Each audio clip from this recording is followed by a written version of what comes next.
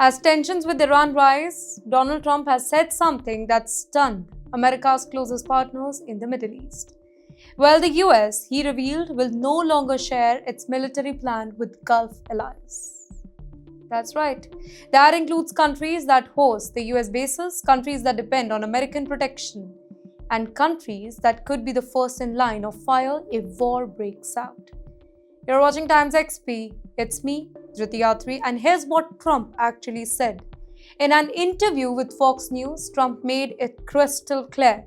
Washington will keep its intentions on Iran secret even from friendly Arab governments. No advance warning, no briefing here, no coordination at all. Why? Because according to Trump, secrecy is now a strategic weapon. In fact, the reason he gave and what it really means, let's dwell into that. Trump suggests that sharing plans, even with allies, it creates risk, leaks, mixed messaging, uncontrolled reaction. And most importantly here, Iran might find out. So his logic is simple here. The fewer people who know, the harder it is for Tehran to prepare. But this raises an uncomfortable question. Does Washington no longer fully trust its own partners? And then there is implication for Gulf allies as well. This is a dramatic break from the past, right? Traditionally, countries like Saudi Arabia, the UAE, Bahrain, Qatar, they are all informed, sometimes quietly, sometimes formally, before major US military moves. Why? Because the US bases sits on their soil, because Iranian missiles are pointed at their cities, because escalation affects them first. Now Trump is saying that you may host us, but you won't be told what comes next. And this is happening right now.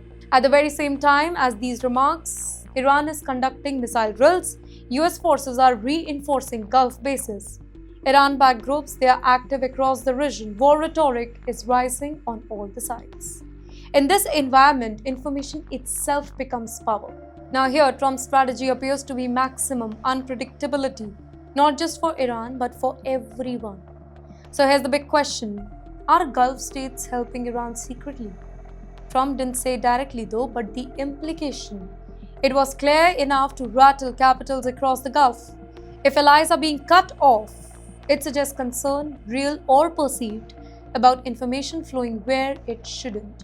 And that perception alone, ladies and gentlemen, is dangerous because alliances don't break with explosion. They fracture with distrust.